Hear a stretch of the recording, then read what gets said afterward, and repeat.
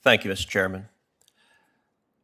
In his first year in office, President Biden has made a pattern of nominating extreme partisans and radicals to serve in the administration, but especially to serve on the bench. And unfortunately, that pattern continues today. Mr. Ho, you will not be surprised that I want to address some questions to you. And in my view, your record reflects that same pattern of finding someone who has been an extreme partisan, who has been a radical, and President Biden trying to put judicial robes on that partisan and radical agenda. And I would note at the outset that that's not just my characterization. You yourself have described yourself as, quote, a wild-eyed leftist, and further as someone, quote, accused sometimes of seeing discrimination everywhere you look. Is that right? Senator Cruz, I think the key word in that quote is accused. What I was doing... Let's start with the first one, wild-eyed sort of leftist. Well, again, Senator Cruz, I think I was characterizing how others have caricatured myself. Okay. Well, let's take a quote you wrote in November 2017, and I found it amusing, the exchange a moment ago with one of the Democratic senators about, some older intemperate statements. I would note, just sitting here, this may be a first in that you have tweeted attacks at multiple members of this committee, including Senator Lee, Senator Cotton, Senator Blackburn, Senator Cornyn, and far from being intemperate statements when you were a teenager, and most of these tweets occurred last year. So in the last 12 months, you have engaged, or the last about 18 months, you have engaged in partisan attacks on multiple members of this committee. But you also wrote in November 2017, quote, in these dark times, I've been fortunate to find tremendous sense of purpose in my work as a civil rights lawyer. But as a colleague of mine asked me over lunch recently, Dale, do you do this because you want to help people or because you hate conservatives? What he was getting at is that anger can, in fact, be a tremendous source of power.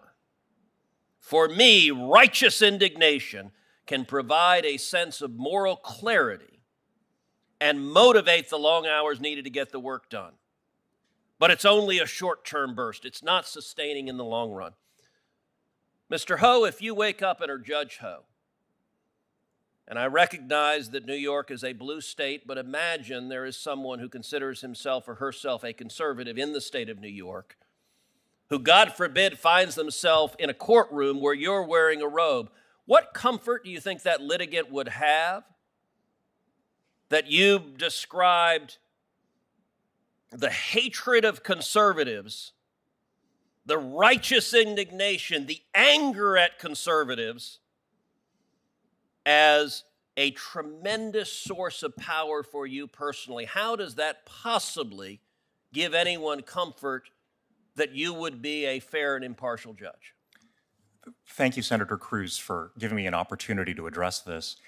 As I mentioned to some other members of the committee, this was a comment that I made in church where I was relaying a joke that someone else had told, the point of which was that that kind of temporary sugar rush from being angry at someone, while it can feel powerful in a moment, it's not the kind of thing that is sustaining for a human being in the long run. That at the end of the day, if you want to do good work in the world, it has to come from a different place, a place of love for your fellow person. And that's what I was trying to convey to my fellow congregants at my church. Well, that's not what you said. And what you said is you described hatred and righteous indignation directed at conservatives. And I would note that that's a pattern that also continues. You know, a minute ago you talked about how you're dedicated to equality. And I will say, looking at your record, that is not in fact the case. Your record instead is a partisan view. So, for example, you are a graduate of the Yale Law School. The Yale Law School has an open policy of discriminating against Asian Americans. One of the first things that Joe Biden's Justice Department did was dismiss the investigation against Yale because today's Democratic Party believes discriminating against Asian Americans in admissions is an acceptable form of bigotry. Do you agree with the Biden administration on that? Senator Cruz, I haven't followed the ins and outs of what the Biden administration has done with respect to that particular matter. What I can tell you, do you agree with your alma mater's policy of discriminating against Asian Americans in admissions? Well, Senator Cruz, I'm a member of the National Asian Pacific American Bar Association. I try to do what I can in the Asian American legal community. I'm not aware of a particular policy of discrimination in admissions at Yale Law School. But I think to your larger question, Senator Cruz, I clerked for judges who were appointed by executives of different parties. They set an example for me that politics, you can have political views, but they don't have a role on the bench. And I would look to follow their examples. Well, your record suggests precisely the contrary.